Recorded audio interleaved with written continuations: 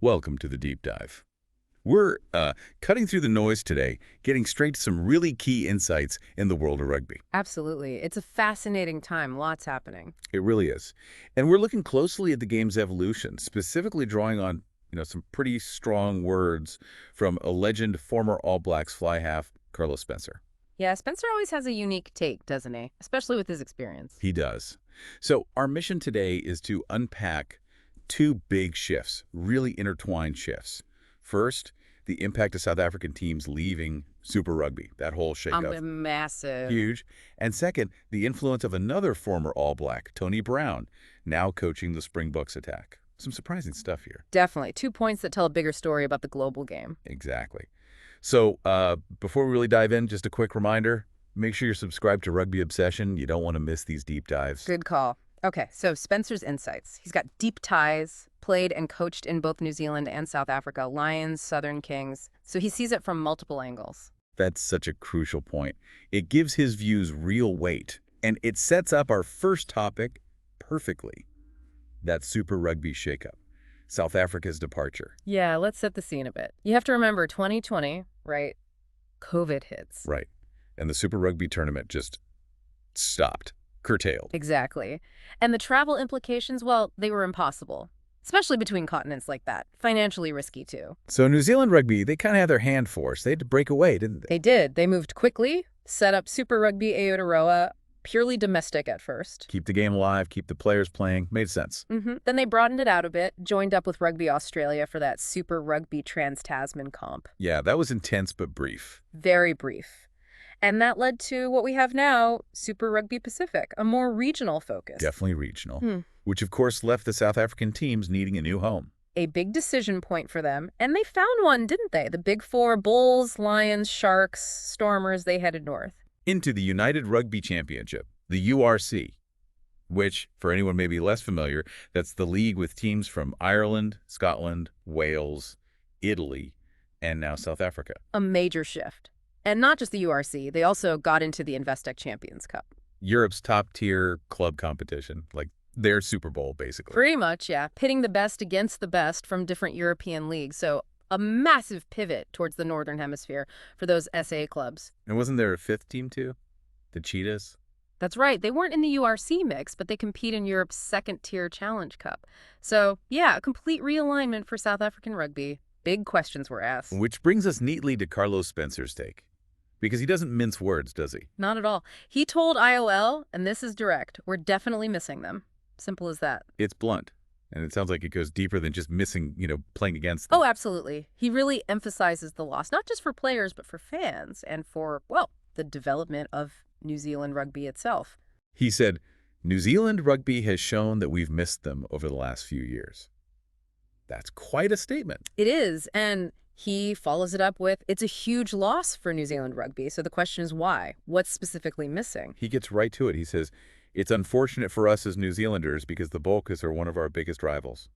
We just love playing against the South Africans. That rivalry is legendary, obviously. It is. So, without a doubt, he says, it's a massive loss for New Zealand rugby. And you think back to those games, right? The Bulls at Loftus, the Stormers, the Sharks. They brought something different. Absolutely. A different kind of physicality, a different tactical challenge. It wasn't just another fixture. No way. It was brutal sometimes. You knew your team had to be at its absolute best, physically and mentally. And that has real implications for player development, doesn't it? Beyond just the spectacle. How so? Well, think about it. New Zealand teams, known for speed, skill, maybe playing wide. South African teams, traditionally, immense physicality, set-piece power, tactical kitting. Right. Different styles clashing. Exactly. And playing them regularly forced NZ teams to adapt, to find ways to counter that power, to be smarter tactically. You had to solve different problems. Problems you might not face as often against, say, Australian teams or even other NZ teams. Precisely. Without that regular stress test, you risk maybe becoming a bit one-dimensional, or at least less tested against that specific, very effective South African blueprint. So when NZ players face the Boks at test level, they might be slightly less prepared for that unique onslaught. That's the potential risk, yeah. Less battle-hardened in that specific context. Spencer seems to think so. And he's not the only one feeling this way, is he? We've heard similar things from others. No, definitely not alone. You've had guys like Israel Dag, another ex-All Black, saying much the same, missing that physical edge those games brought. Murray Mix did too, I think. Mexted's been critical. And even across the Tasman, former Wallabies captain Michael Hooper felt it was a loss for Australian rugby too. So it's a widely held view among, people who've been deep in the game. Something tangible is missing from the Southern Hemisphere scene. It really shifted the dynamics. For fans, those regular club battles, they're gone. They only happen internationally now, mostly. Yeah. It changes how you gauge form, how club success translates to the international stage. And it raises that question. Does a more regional club game limit the diversity of challenges players face week in, week out? Does it impact test readiness? Interesting. So for you listening, what this means is those epic club clashes that defined eras, they're now mostly test match specials.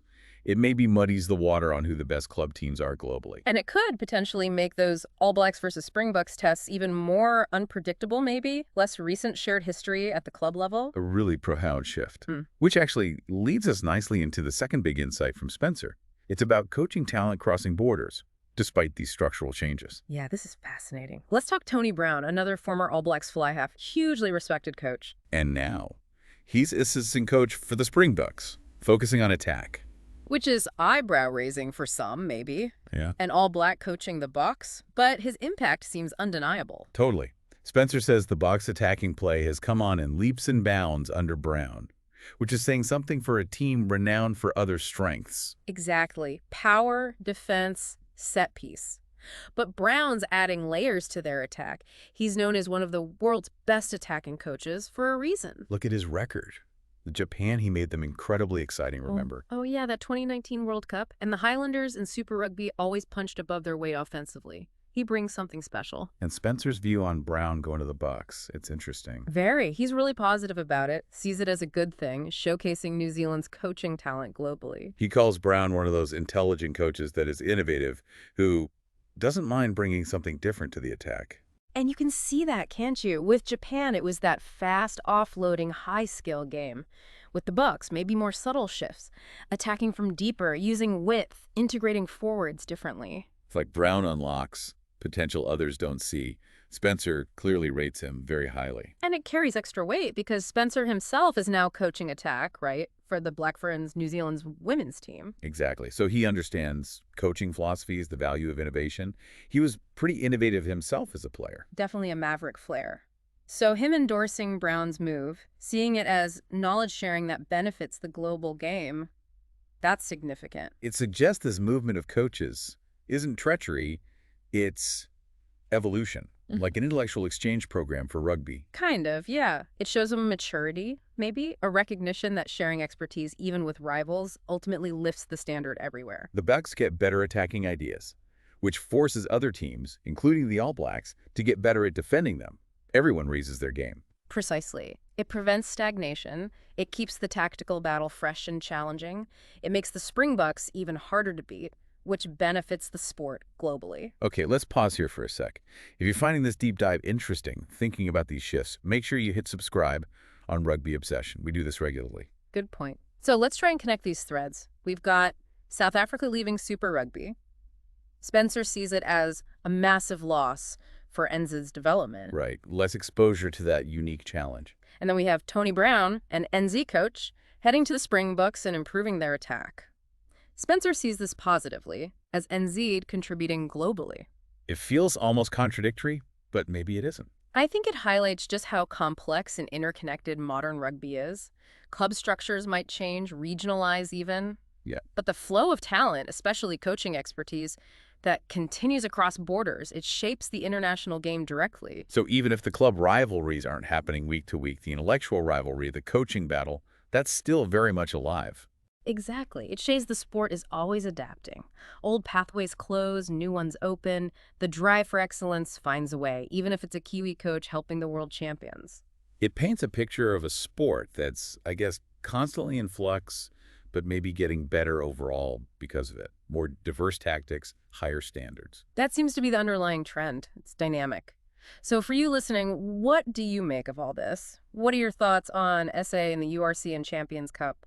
Good move, bad move. And what about coaches like Tony Brown crossing those traditional lines? Hmm. Is it good for the game? Does it dilute national identity or strengthen the sport overall? We'd genuinely love to hear your opinions. Let us know. Yeah, that knowledge transfer piece is key. Coaches moving around means innovations spread faster. Strategies get tested and refined across different environments. That means you can't stand still.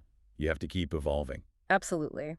While club rugby might look more regional in some places, international rugby feels more globally connected tactically than ever. Okay, so let's quickly recap the main takeaways here. We've unpacked Carlos Spencer's strong view. South African teams leaving Super Rugby.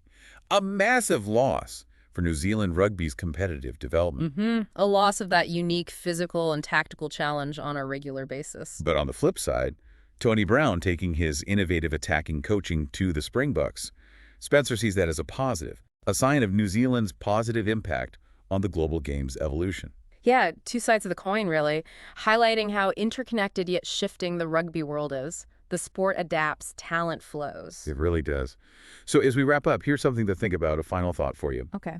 With coaches moving between nations more freely and competition structures constantly shifting like this, what does this blend of evolving formats and shared expertise actually mean for the future? That's a big question. Does it diminish those old, fierce club rivalries over time? Or maybe it just elevates the international stage as the place for those historic showdowns. And how will all this cross-pollination of coaching ideas ultimately shape how the game is played globally? Will styles merge or become even more distinct? Lots to ponder there. What does the future landscape really look like? Exactly. Food for thought. Right. Right. That's us for this deep dive. Make sure you subscribe to Rugby Obsession to keep up with all our analyses. Thanks for tuning in. Thank you for listening to the Rugby Obsession Deep Dive, and we will look forward to you listening to our next episode.